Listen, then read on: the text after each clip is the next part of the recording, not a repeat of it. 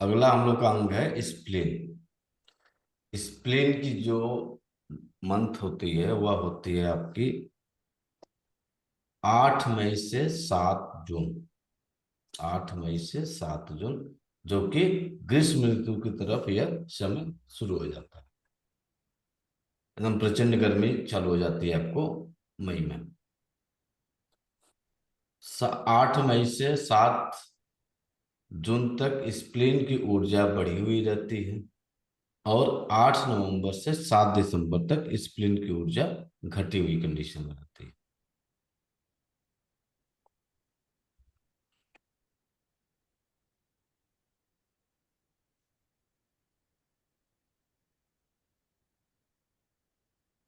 Spleen का मुख्य कार्य क्या है? भोजन को पचाना, पोषण देना, रक्त निर्माण करना, रोग प्रतिरोधक क्षमता को बैलेंस रखना,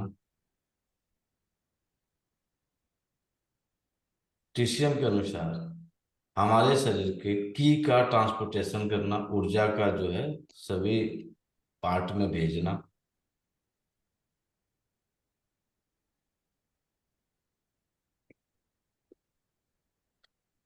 स्प्लीन वास्तु की दृष्टिकोण से पृथ्वी तत्व में और साउथ वेस्ट डायरेक्शन को रिप्रेजेंट करता है।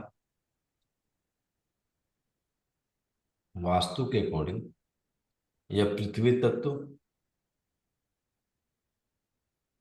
साउथ वेस्ट डायरेक्शन को रिप्रेजेंट करता है।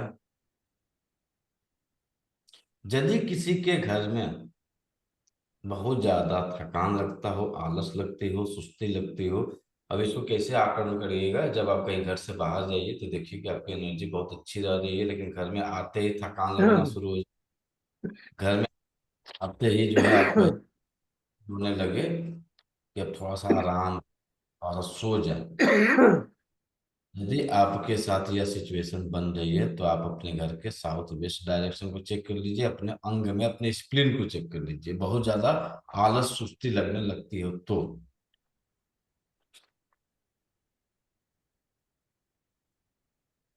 ज्योतिष दृष्टिकोण से स्प्लीन का संबंध जुपिटर ग्रह से बनेगा। जब स्प्लीन की कमजोरी होगी तो आपको ज्ञान की कमी होनी शुरू हो जाएगी, आपका वजन बढ़ना शुरू हो जाएगा, पेट बाहर निकलना शुरू हो जाएगा, जीभ पे छल्ला बनना शुरू हो जाएगा, जीभ आप।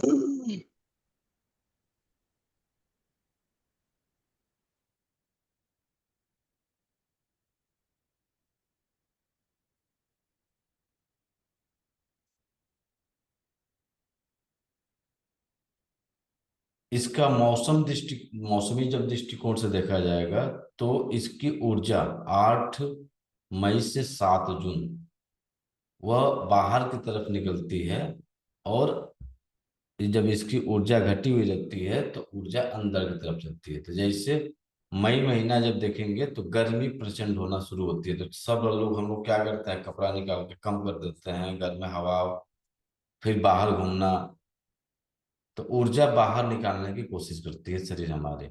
अब मई जून आता है, सॉरी आपका उधर नवंबर दिसंबर आता है तो ठंड का प्रभाव बहुत ज्यादा बढ़ जाता है, हम अपने आप को सिकुड़ना शुरू कर देते हैं। तो मई और जून यानी 8 मई से 7 जून के बीच में जो है ऊर्जा इसकी प्रचंड बढ़ी हुई रहती है, यह हमेशा फैलाव करता है।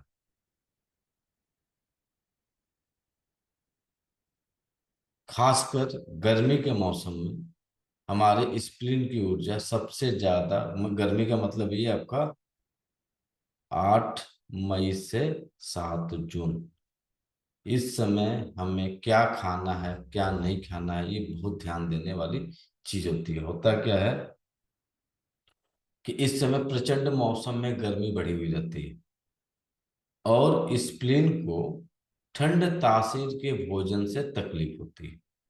रॉ फूड खाने से स्प्लीन को कमजोरी फील होती है, स्प्लीन हमारा कमजोर होता है, स्प्लीन की ऊर्जा घटती है। उस कंडीशन में आपको आलस, थकान, सुस्ती बनी हुई रहती है। अब मैटर आएगा कि खासकर किस समय क्या खाएं क्या ना खाएं। तो 8 मई से 7 जून के बीच में आप 11 बजे के बाद ही कोई भी, जैसे खीरा, तरबूज, ककड़ी, सलाद जो खाते हैं, तो जल तत्व से संबंधित जितनी भी खाद्य पदार्थ है आप खा रहे हैं, तो कोशिश करिए कि 11 बजे के बाद शुरू करें, पहले शुरू ना करें। होता क्या है कि बहुत गर्मी है, लाओ खीरा खा लें, लाओ तरबूज खा लें, तो इसको जो है 11 बजे के बाद करिएगा। इसकी जो टाइमिंग होती है 9 से 11 बजे की होती है, तो 9 से 11 बजे बचा के 11 बजे के बाद खाएंगे तो आलस, सुस्ती, थकान नहीं लगेगी, और उस कंडीशन में आपकी एनर्जी क्या होगी, बैलेंस रहेगी। अब इस समय क्या कर रहा है, ये ऊर्जा को बाहर की तरफ फेंक रहा है, और उस समय इसकी ऊर्जा को, ऑलरेडी रॉ फूड से इसको डिस्टर्ब होती है, इसकी ऊर्जा घटती है, और आपने रॉ फूड दे दिया तो इसकी ऊर्जा क्या हो जाएगी, कमजोर हो जाएगी। और जब कमजोर होगी तो आपके अंदर सुस्ती डेवलप कर जाए। बहुत गर्मी हो रहा है, उठने की इच्छा नहीं हो रही है, चलने की इच्छा नहीं हो रही है, काम करने की इच्छा नहीं हो रही है, तो गलती कहाँ किए थे हम, खाने। तो खाने में खासकर 9 से 11 बजे कोई भी रॉ फूड मत खाइए। 11 बजे के बाद आप सलाद खाइए, फल खाइए, चाहे आप जो भी जल तत्व जिसमें उपलब्ध हो, खीरा हो, तरबूज हो, उसको खाना खाना शुरू कर दीजिए। स्प्लीन हमें सोचने की क्षमता देता है, हमें चिंतन करने की, मनन करने की जो स्थिति मिलती है वो हमें स्प्लीन से मिलती है।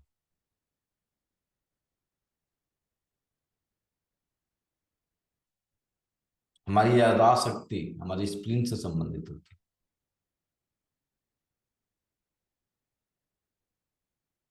तो यदि किसी की मेमोरी से रिलेटेड समस्या आ रही है, बहुत सारे लोग कह रहे हैं ना कि समझ में नहीं आ रहा है, समझ में नहीं आ रहा है, उभर हो रहा है, तो जिसको जिसको समझ में नहीं आ रहा है उसका उसका स्प्लीन घटा हुआ है, स्प्लीन की ऊर्जा कमजोर हुई है, इसलिए इनको जो है समझ में नहीं आ रहा है। 5-5 बार पढ़िए तब भी समझ में नहीं आ रहा है, तो आपको स्प्लीन पे काम करना पड़ेगा। जब हम अपने स्प्लीन की ऊर्जा को संतुलित कर लेंगे तो 1 मिनट की चीज 30 सेकंड में समझ में आ जाएगी। तो रॉ फूड बंद करना है, कब बंद करना है, तो 9 से 11 बजे रॉ फूड आपको नहीं खाना। बहुत ज्यादा सोच रहे हैं, बहुत ज्यादा विचार कर रहे हैं, बहुत ज्यादा आप अ, चिंता में डूबे हुए हैं, उस कंडीशन में भी कोशिश करिए कि आप अपने लाइफ से रॉ फूड 9 से 11 बजे निकाल दीजिए। और दूसरा, स्पेशली 8 मई से 7 जून तक रॉ फूड सुबह के समय एकदम मत छूइए। इसे खाना होगा तो 11, जब प्रचंड धूप बढ़ जाए, प्रचंड गर्मी बढ़ जाए, शरीर में बहुत ज्यादा पानी की आवश्यकता हो रही है, तो 11 बजे के बाद प्रचंड गर्मी बढ़ जाती है। तो 11 बजे के बाद आप खूब जितना खाना है खाइए, सिक्कम भर खाइए। कब तक खाएंगे, तो 7 बजे तक खाइए। ठंडी हो, जाड़ा हो, बरसात हो, कोई भी मौसम हो, जल तत्व की एंट्री हमेशा 11 से 7 बजे के बीच में रहे। खूब पानी पीजिए, उसके पहले मत पीजिए, उसके बाद मत पीजिए, अकॉर्डिंग टू ऑर्गन क्लॉक के अनुसार। स्प्लीन हमारे मणिपुर चक्र से संबंधित होता है।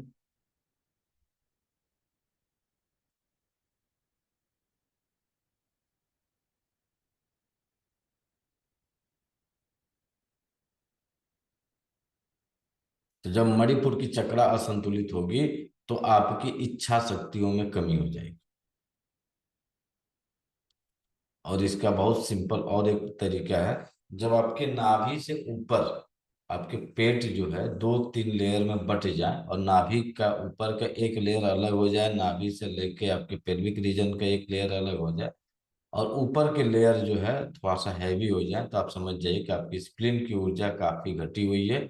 आपको अपनी स्प्लीन पे काम करने की जरूरत है। आप बहुत ज्यादा रॉ फूड खा रहे हैं, आप बहुत ज्यादा रॉ फूड खाएंगे तो आपके नाभि के जस्ट ऊपर का एक एरिया जो है एक टायरनुमा बन जाएगा, एक टायरनुमा आपके नाभि के नीचे बन जाएगा।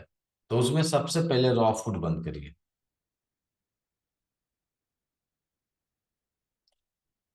कभी भी भोजन यदि आप कर रहे हैं तो चलते फिरते भोजन न करें, कभी कोशिश करें बैठ के ही भोजन करें। होता क्या है कि आज के डेट में शादी विवाह में देखिए कि बटर या बफर सिस्टम चालू हो गया, थाली लेके घूम रहा है। तो मत खाइए। अधिकतर जब आप थाली लेके, जब आप खड़ा होकर खाएंगे, तो उस कंडीशन में आपके पेट की स्थिति गड़बड़ हो जाएगी। सुबह देखिएगा आपको जो खाना भोजन शादी विवाह में किए रहे, वो आपको डाइजेस्ट नहीं होगा। लगेगा कि पेट में वैसे रखा हुआ है, वो आपका भोजन पचेगा नहीं, जबकि खाए थे थोड़ा सा ही। उससे ज्यादा आप घरों में खा लेते हैं। तो यदि आपको कहीं जाना है, किसी के शादी विवाह में भाई फंक्शन अटेंड करना है, मौका मिले बैठ के खाने के लिए तो खा लीजिए, अन्यथा आराम से चुपचाप घर आके चले जाइए, मत खाइए। क्योंकि वो आपका भोजन पचेगा नहीं, डाइजेस्ट ही नहीं होगा।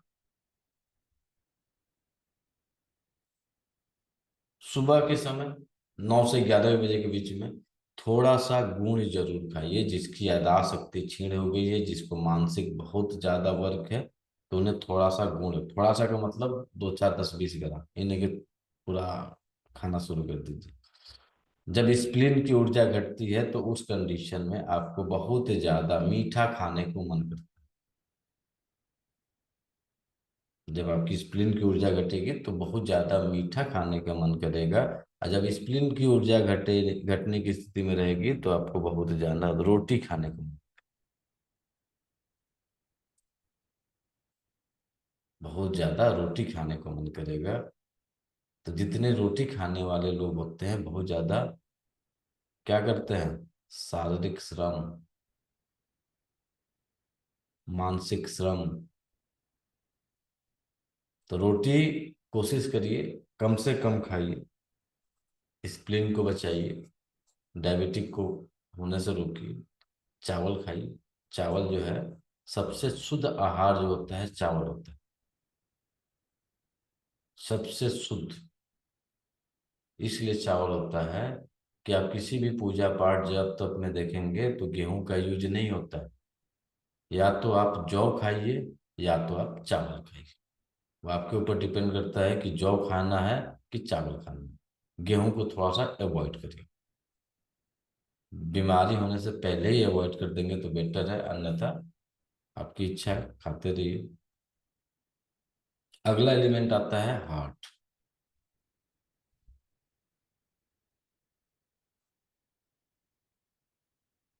इसकी जो समय होती है 8 जून से 7 मई। इसकी जो ऊर्जा होती है 8 जून से 7 मई। अब एक इस पीरियड में जो है ना, स्प्लिन वाले पीरियड में यदि किसी का जन्म भी हुआ रहता है, तो उसके अंदर सोचने की, विचार करने की कैपेसिटी बहुत ज्यादा होती है। आप लोगों में किसी का जन्म हुआ है? Any person? Yes sir. कब सर, स्प्लिन में किस समझने का? अरे स्प्लिन की बात करें तो स्टमक कहाँ चले। मेरा हुआ है सर। 8 मई से 7 जून के बीच में किसी का जन्म हुआ है? तो मेरा हुआ है। सर यदि किसी का होगा तो स्प्लिन यदि उसकी वीक होगी तो आदमी मोटा हो जाएगा, थुलथुला हो जाएगा। और जिसका यदि स्प्लिन स्ट्रांग होगी, मजबूत होगा, स्टेबल होगा, पतला होगा लेकिन वेटेड होगा, और जहां पे खड़ा होगा स्थिर खड़ा होगा।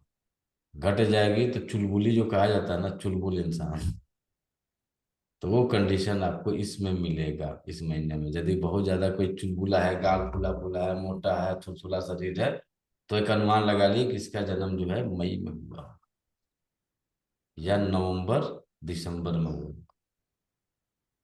या नवंबर दिसंबर में हुआ है, या तो उसका जन्म मई में हुआ। अगला है जून। हार्ट मेरिडियन है 8 जून से 7 जुलाई। इसकी ऊर्जा इस समय बढ़ी हुई रहती है, और इसकी ऊर्जा 8 दिसंबर से 7 जनवरी, 8 दिसंबर से 7 जनवरी हार्ट की ऊर्जा घटी हुई रहती है। सबसे ज्यादा हार्ट अटैक की मौत जो होती है वह जनवरी और दिसंबर में। सबसे ज्यादा पैरालिसिस अटैक जनवरी और दिसंबर में होती है। दिसंबर में पिक ठंडी, जनवरी में आपके जून में पिक गर्मी।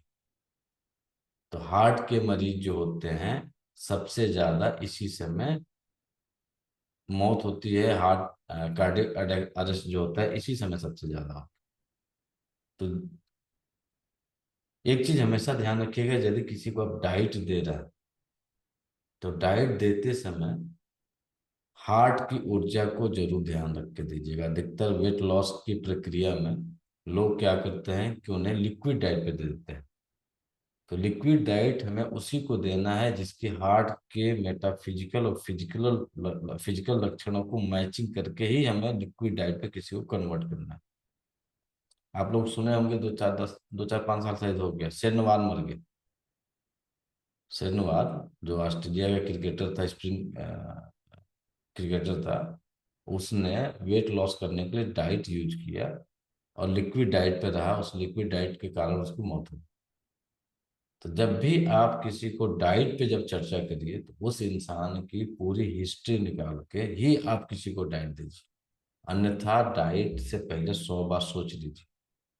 कारण है कि बहुत सारे ऐसे लोग इस दुनिया से निकल गए, कार्डियक अरेस्ट हो गए। हार्ट ऐसी चीज है कि इसको समझना थोड़ा सा मुश्किल भी नहीं है और बहुत टफ भी नहीं है, क्योंकि यह फिजिकल लक्षण और कुछ मेटाफिजिकल लक्षण आपके साथ अटैच हो जाता है।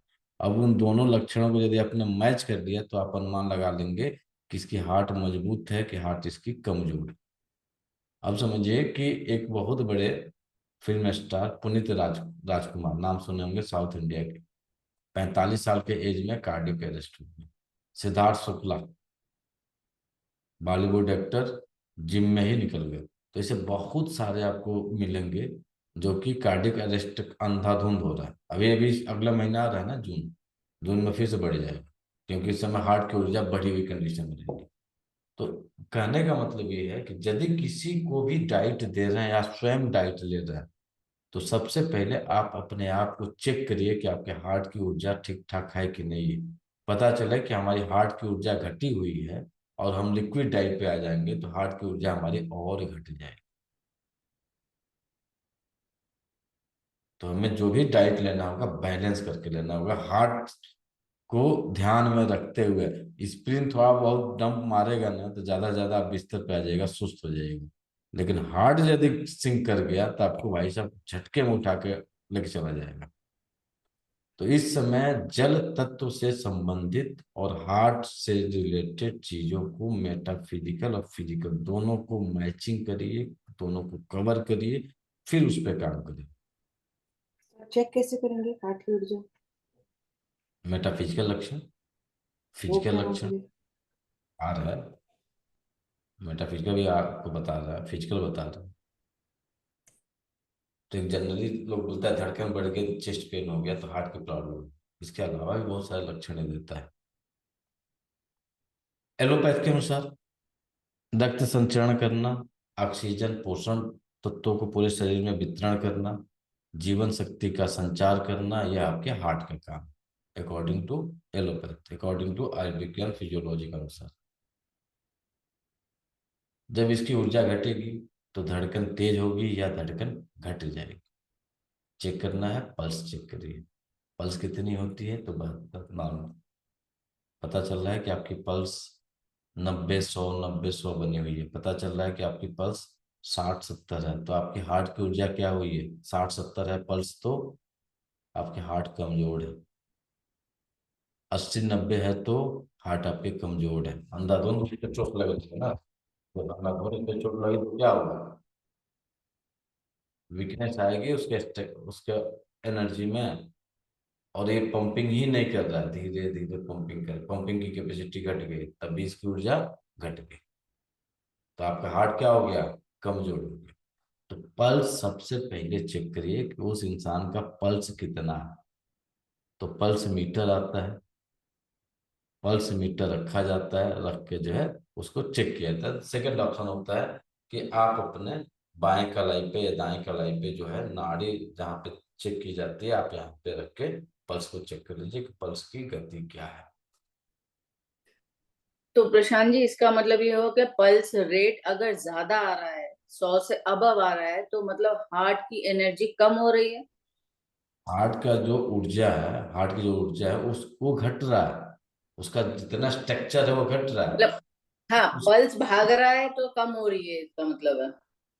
और उसका स्ट्रक्चर जो है वो घट रहा है, लेकिन अग्नित तत्व उसका बढ़ रहा है, उसके अंदर फोर्स बढ़ रहा है, विंड बढ़ा हुआ है, तब अंधाधुंध वो काम कर रहा है। तो ये आपके एक मोटा मोटी आंकड़ा दे रहा है, क्योंकि ये बेसिक का स्तर है, तो बेसिक के ही आज कंट्रोल करके चल रहा है। तो जब ये स्थिति बने कि आपकी धड़कन बहुत ज्यादा बढ़ रही है, धड़कन बहुत ज्यादा घट रही है, तो आपके हार्ट से जुड़ा हुआ रोग आपको होगा, आपकी हार्ट मजबूत नहीं है। हार्ट जब मजबूत रहेगी तो आपके पल्स रेट 72, 70, 71, 73 रहेंगे, एक दो प्लस माइनस इधर उधर होते हैं, तो बहुत ज्यादा दिक्कत नहीं होती।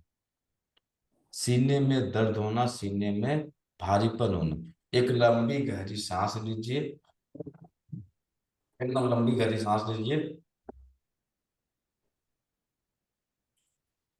और देखिए कि आपके सीने में भारीपन है, सीने में दर्द हो रहा है, सीने में जो है प्रेशर पड़ रहा है, खासकर लेफ्ट साइड में, तो आपके हार्ट की ऊर्जा घटी हुई।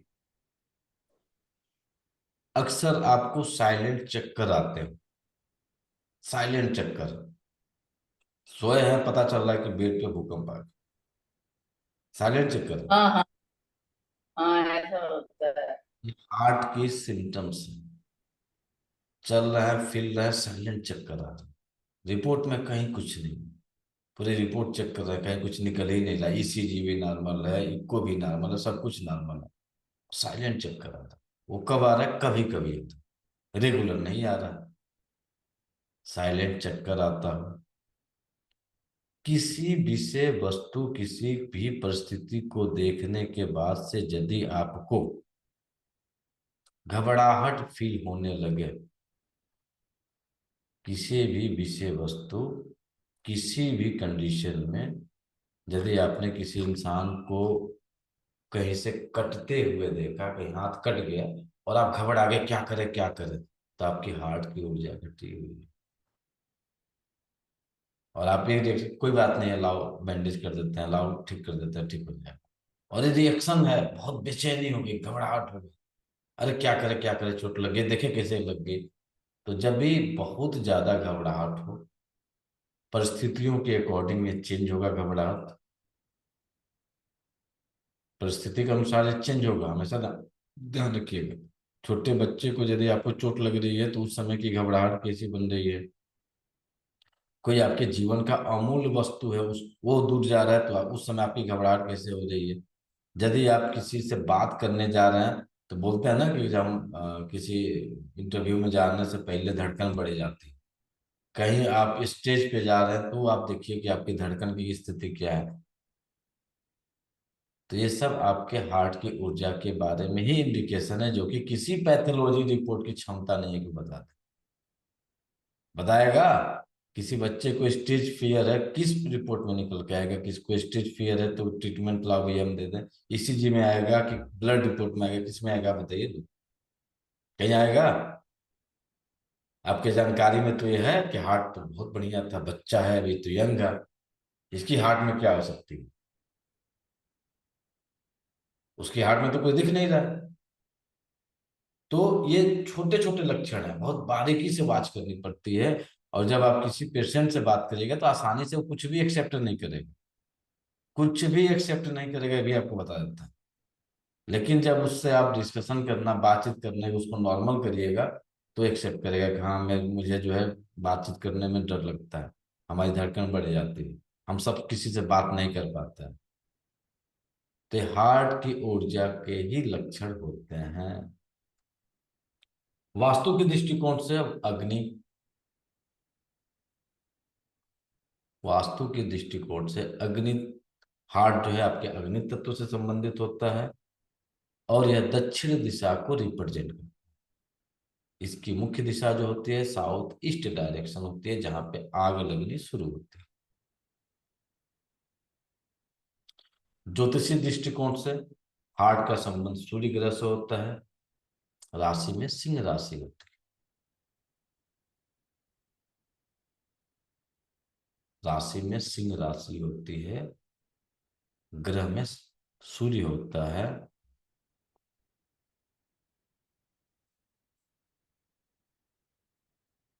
तांत्रिक दृष्टिकोण से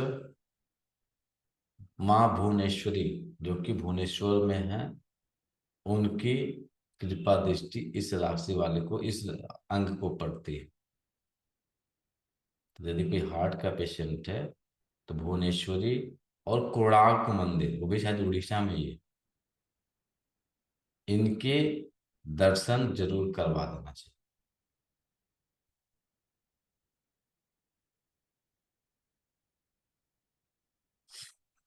यौगिक दृष्टिकोण से यह आपकी अनाहत चक्रा से संबंधित होती है, तो इसके लिए अनुलोम विलोम प्राणायाम भ्रामरी योगासन जो करते हैं उसके अनुसार कर सकते हैं।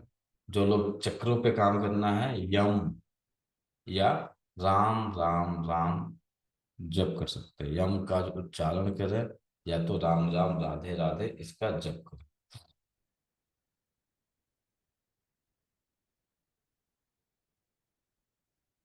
इसकी भावनात्मक या मेटाफिजिकल या इमोशन दृष्टिकोण से देखा जाएगा तो हार्ट की जो ऊर्जा होती है, प्रेम करुणा संतुलन आत्मीयता, इसकी भावना है। प्रेम है, करुणा है, संतुलन है, आत्मीयता है। असंतुलन होगा तो अत्यधिक भावुकता हो जाएगी। असंतुलन होगा तो बहुत ज्यादा मोह हो जाएगा। अत्यधिक असंतुलित होगा तो हमेशा शोकाकुल रहेगा या क्रोधित होना शुरू हो जाएगा।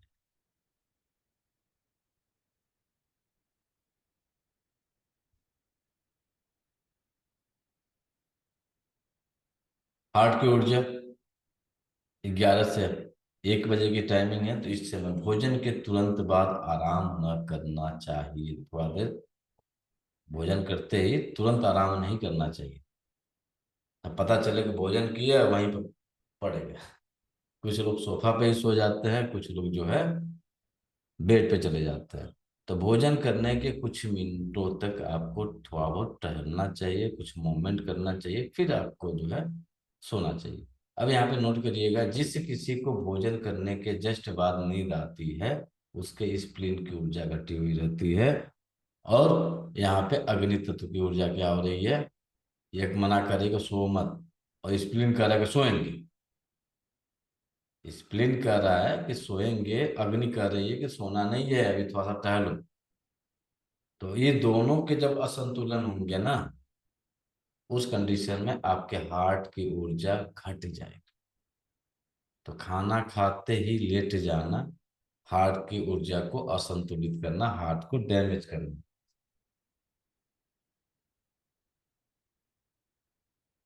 कोशिश करें प्रतिदिन मनो का मौन व्रत रखने की। कोशिश करें प्रतिदिन मौन व्रत रखें, मन को शांत रखें ज्यादा से ज्यादा। जब जब गुस्सा आए, जब जब क्रोध पनके, उस स्थिति में अपने आप को शांत करने के लिए पानी का सहारा लें। जब मोह की माया बढ़ जाएगी तो क्या करेंगे?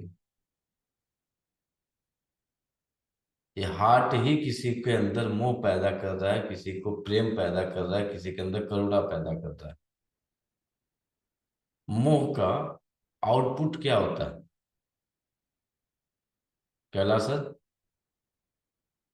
मोह का आउटपुट क्या होगा? हार्ट से जुड़ा हुआ है। क्या माँ को मोह होती है कि पिता को मोह होती है? मोह किसको होता है, माँ को कि पिता को? माँ को होता है। माँ को मोह नहीं होती, हम्म, माँ को प्रेम होता प्यार है, होता है। करुणा। पिता को मोह होता है। हम्म, मोह से बनता है अहंकार। बाप कहता है कि मेरा बेटा आईएएस है, लेकिन माँ कभी नहीं कहती कि मेरा बेटा आईएएस। मेरा बेटा तो बेटा है। correct। तो जब आपके अंदर मोह डेवलप होने लगे तो समझ जाइए कि आपके हार्ट जो है असंतुलित हो रहा है। उसके अलावा अरे नहीं भैया बहुत महंगा है ये मत छुओ, टूट जाएगा बेटा, टूट जाएगा, छोड़ छोड़ छोड़ छोड़। इस तरह के एक्शन देखते हैं, ये क्या इंडिकेट कर रहा है? मोह। बहुत महंगी खरीद के लाए हैं, हम गए थे वहां से खरीद के लाए थे। इस तरह के एक्शन रिएक्शन दिख रहे हैं आपको, तो यह मोह को इंडिकेट कर रहा है। हार्ट की ऊर्जा असंतुलित हो रही है। ये क्या है? मेटाफिजिकल लक्षण है, फिजिकल नहीं, ये दिखेगा ही नहीं, लेकिन इसके अंदर है कि मोह है। और यह मोह जानते हैं क्या करता है? जिस घर में सामान संजो कर रखने की आदत होती है, उसके हार्ट की ऊर्जा घटी रहती है, उसके हार्ट की ऊर्जा बात समझ में आई कि नहीं आई? संजोग कर मतलब सिस्टमैटिक रखने वाले। नहीं सिस्टमेटिक नहीं, नहीं क्या तो उसको कचरा कलेक्ट संभाल के करके रखना। कलेक्ट करने की, सम- कलेक्ट। जमा करके रखना। हाँ, संभाल कर रखना मतलब अरे टूट जाएगा। अभी आप ही लोग में से मैं कुछ लोग शादी के जोड़े को संभाल कर रखे, मोह है कहीं फट ना जाए, कहीं टूट ना जाए, उसको संभाल कर रखे हुए हैं। क्या है? मोह है। अरे भैया मर जाएंगे तब भी हो जाएगा शमशान घाट में, इस समझ, जाना है तो जाए, लेकिन उसको मुंह पकड़ के बैठा हुआ है, बहुत है, महंगा है, कॉस्टली, धड़कन बढ़ेगी, बीपी बढ़ेगा, टाइट से करके निकल जाओगे झटका लगते ही। अभी जो हार्ट अटैक आ रहा है ना, साइलेंट हार्ट अटैक आ रहा है, चलते फिरते गाड़ी में, ट्रेन में, बैठे बैठे वहीं पर लुढ़क जा रहा है। तो समझिए इंसान के अंदर ऐसा क्या हुआ है कि हार्ट इतना डैमेज हुआ है? पर मोह। प्रशांत, साइलेंट में आपको सिम्टम्स केवल क्या होंगे? अभी जो है, केवल मुंह ने अपना पांव पसारा है, इस कारण से अधिक अत्यधिक हार्ट अटैक आ रहा है। केवल मुंह ने अपना पांव पसारा है। किसी को अपने गाड़ी का मोह है, किसी को पैसे का मोह है, किसी को बिल्डिंग का मोह है, किसी को जो है जितनी भी चीजें मिल रही, ये मोह का माया जाल जो है इंसान को हार्ट अटैक से लेकर डूब रहा है। और जब मोह खत्म होगा ना, बोलते हैं ना, माया, मोह माया है ये, तो आप अपने आप को किसके ऊपर छोड़ दीजिएगा? किसी न किसी एनर्जी के अधीन हो जाइए। और जब अधीन हो जाइएगा तो आपके पास मोह खत्म हो जाएगा। और ये कलयुग है, यही इसका खेल है। इस कलयुग में जो है, मोह और माया किसी का पिंड नहीं छोड़ने वाली। यदि वो छोड़ दी तो समझ जाइए कि वो नैया उसकी पार होगी। अब एक यहाँ पे कंट्रोवर्सी देखिए कितनी तगड़ी हो रही है। कलयुग है, मोह छूटेगा नहीं, माया छोड़ेगी नहीं, हार्ट अटैक तो आएगा, इसका मतलब फिर क्या करेंगे?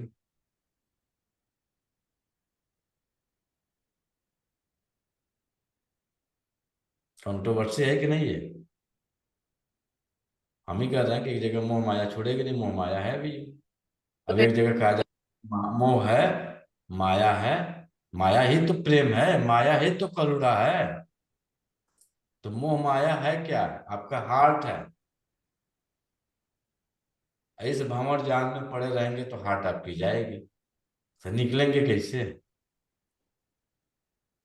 इसका जवाब आप लोग बनाइए, कैसे निकलेंगे? तो अपने आप को इस तरीके की मानसिकता बनानी है कि मोह माया के जाल में पड़े ही ना। कहाँ से बन सकते हैं बताइए? स्पिरिचुअल में जाके। स्पिरिचुअलिटी में जाके अपने आप को इतना बढ़ाना होगा, अपने आप को ईश्वर से कनेक्ट करना होगा।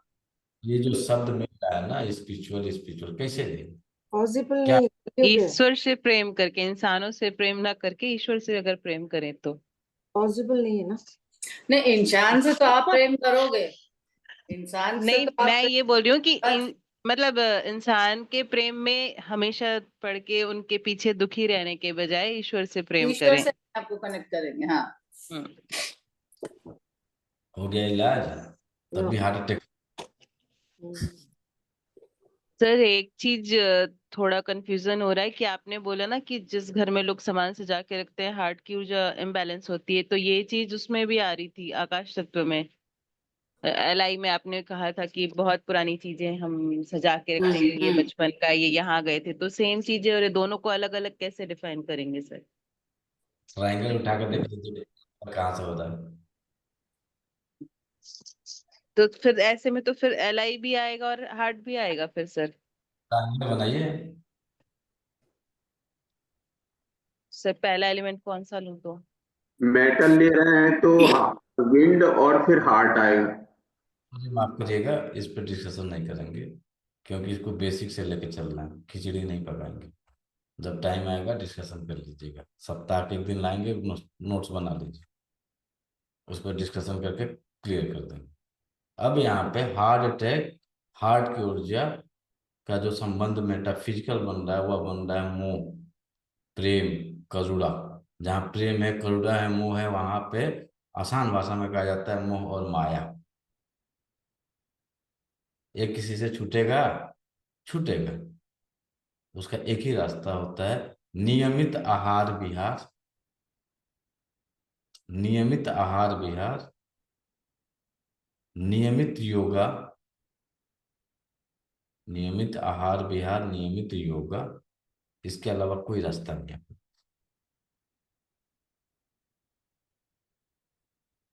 अरे ईश्वर से प्रेम करोगे तब भी तो तुम माया के जाल में फंस रहे हो भैया।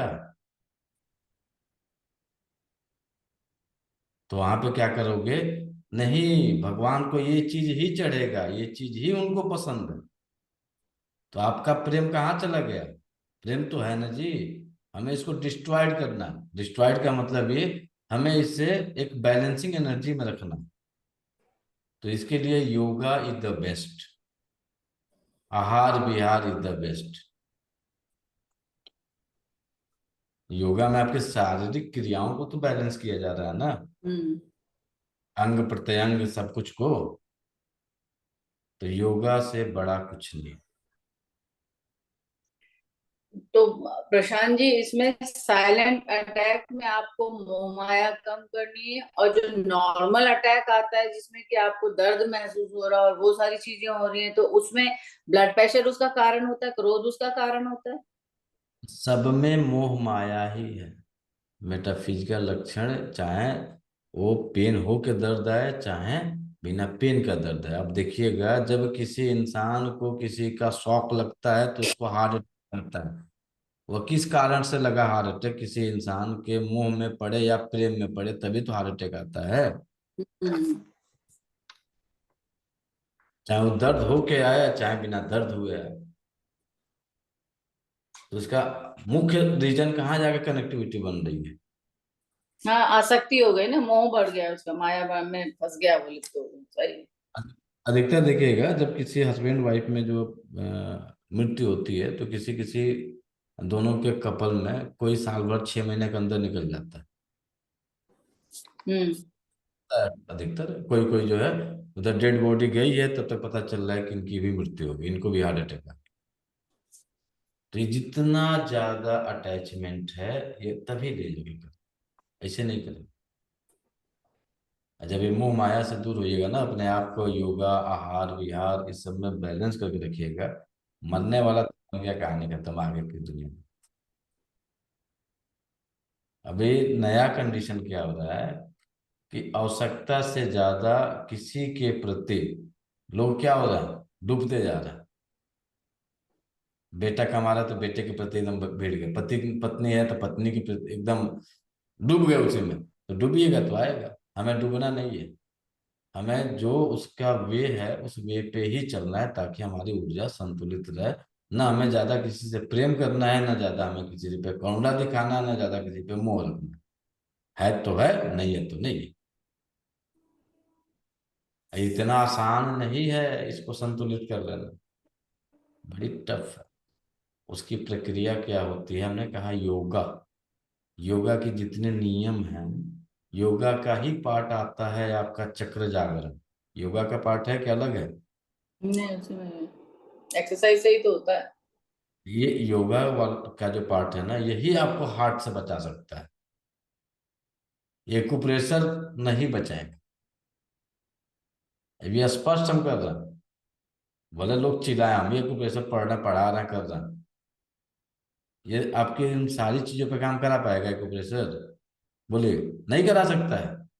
तो हर एक पद्धति का अपना एक वर्चस्व है। तो यहाँ के लिए, हार्ट के लिए खासकर आपका योगा, उससे बढ़िया कुछ नहीं। यदि आपने योगा का सहारा ले लिया तो समझ जाइए कि आपकी हार्ट बहुत मजबूत रहेगी। और यदि आपने जिम का सहारा ले लिया तो आपकी मौत क्लियर हो गई यहीं पे भैया। क्योंकि जिम में जब आप जाएंगे तो आपको वहां पे न न तो किसी ऊर्जा का जो सर्कुलेशन जो चल रहा है, ऊर्जा का जो प्रभाव हो रहा है, वहां पे क्या हो रहा है, फोर्स डाला जा रहा है अंधाधुन। अंधाधुन जो है आपकी ब्लड सर्कुलेशन को बढ़ाया जा रहा है। मसल्स के ऊपर ज्यादा हो रहा है वहां पे जिम में। आप एक्सरसाइज कर रहे हैं तो ब्लड सर्कुलेशन नहीं बढ़ रहा, आप दौड़ रही हैं, आप जो भी कर रही हैं। तो इसके लिए हार्ट को सुरक्षित करने के लिए योगा है, मसल्स को स्ट्रांग करने के लिए, मसल्स को मजबूत दिखाने के लिए जिम। तो मसल्स पे काम करना है तो जिम जाइए, हार्ट पे काम करना है तो योगा जाइए, दोनों पे काम करना है तो हम योगा और जिम दोनों जाएंगे। अब आप अपने टाइम शेड्यूल को सेट कर लीजिए, कब आपको योगा जाना है, कब आपको जिम जाना है। अब एक जगह मसल्स ही बनेगा, हार्ट की ऊर्जा काम नहीं करेगी। एक जगह हार्ट का काम होगा, मसल्स पे काम होगा। अब योगा जब जाएंगे तो आपके मसल्स पे काम नहीं होंगे, मसल्स बहुत सॉलिड नहीं बनेंगे। किसी योगाचार्य के मसल्स देखे हैं एकदम बॉडी नहीं मिलेंगे, चाहे बाबा रामदेव को ही ले लीजिए।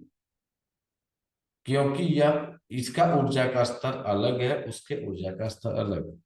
तब आपको दोनों चाहिए, मसल्स भी चाहिए और आपको हार्ट भी मजबूत चाहिए। तो आप दोनों को टाइम शेड्यूल सेट करके दोनों पे काम करिए, एक पे काम मत करिए।